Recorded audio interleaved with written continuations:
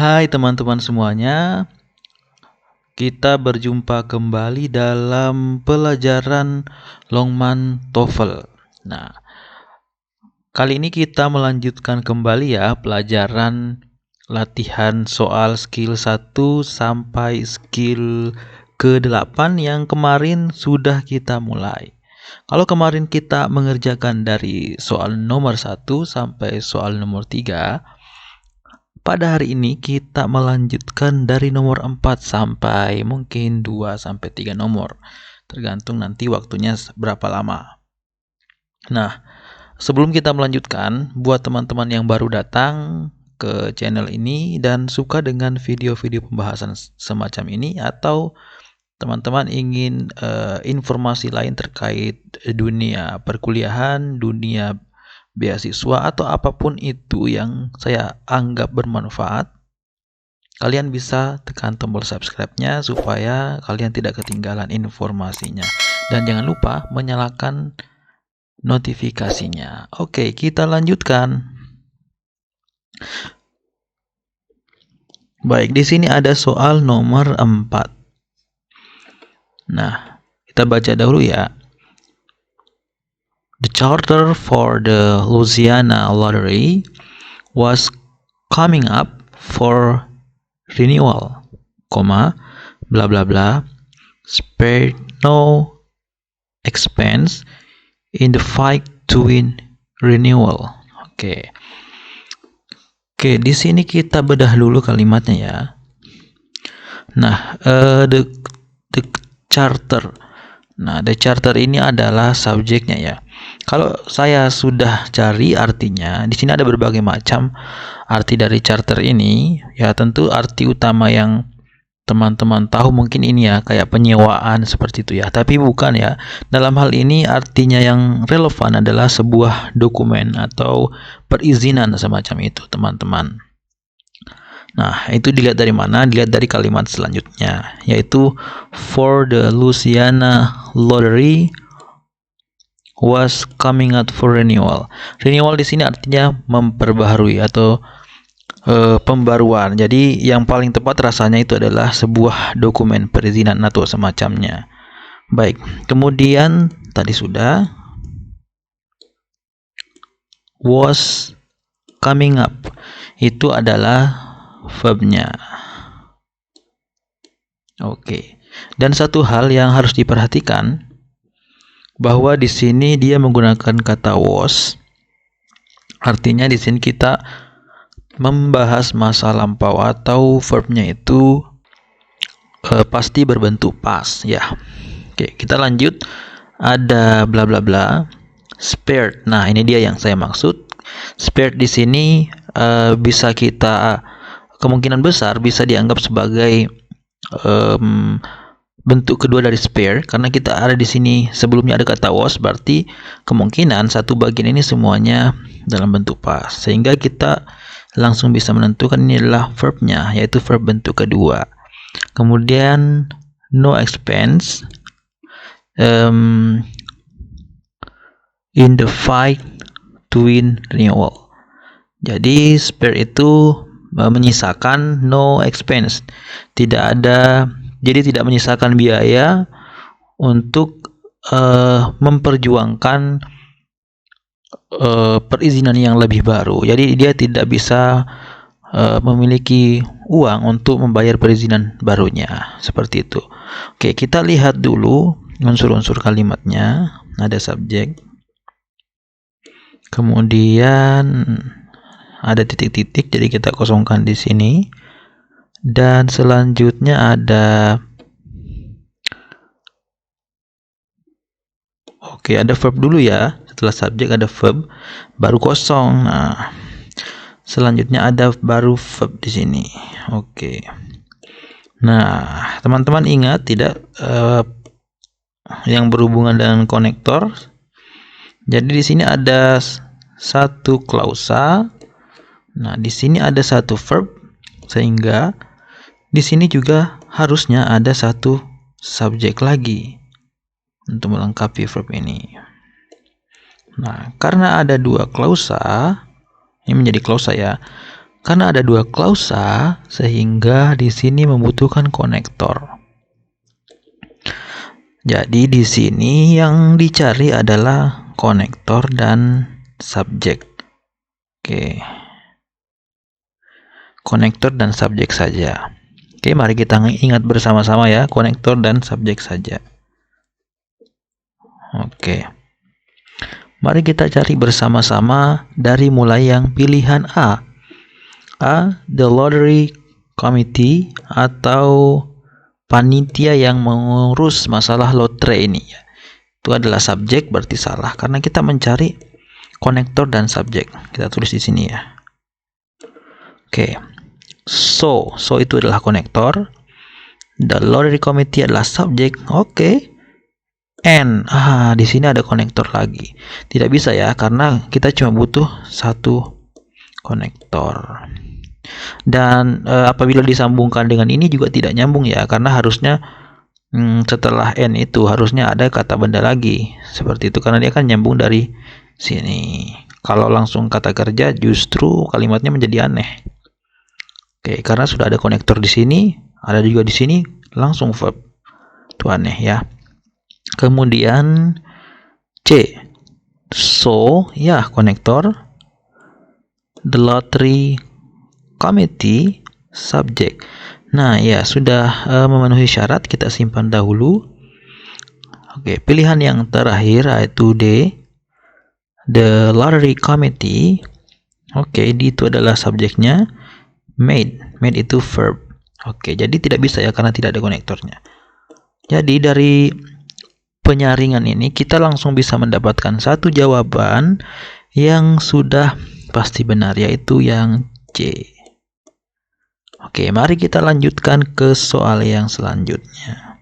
Oke, kita lanjutkan kembali di soal yang nomor kelima. Oke, mari kita baca terlebih dahulu. While in reality Alpha Centauri is a triple star, blah blah blah, to the naked eye to be a single star. Oke, mari kita bedah kalimatnya sambil juga kita sedikit-sedikit mentranslate-nya. While. Nah, while ini adalah apa? While ini adalah konektornya ya, teman-teman. Kemudian ini while in reality ya masih sambungan lah ya. Sementara pada kenyataannya seperti itu ya. Alpha Centauri ini adalah subjeknya. Oke, teman-teman tahu tidak Alpha Centauri apa?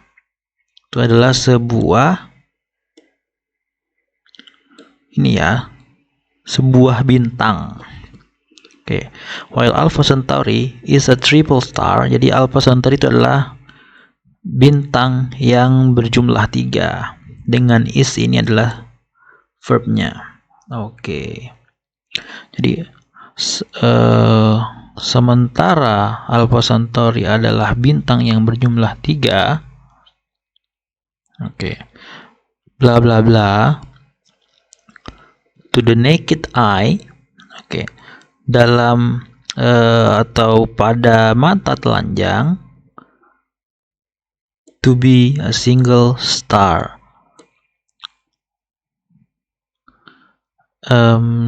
Dia adalah bintang yang tunggal.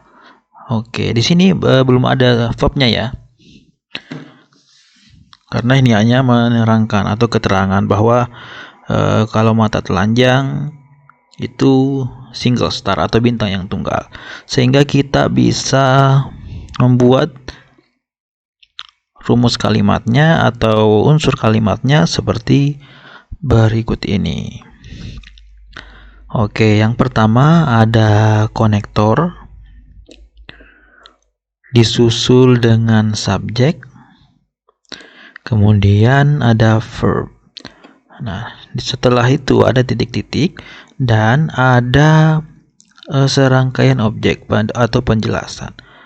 Nah, oleh karena itu di setelah ini ada satu klausa lagi ya, ditambah lagi ada konektor di sini. Konektor itu menunjukkan ada dua klausa ya, karena ketika ada dua klausa harus ada konektor yang menghubungkannya, sehingga kalau ada konektor pasti harus ada dua klausa. Berarti di sini ada klausa yang kedua yang terdiri dari subjek dan verb.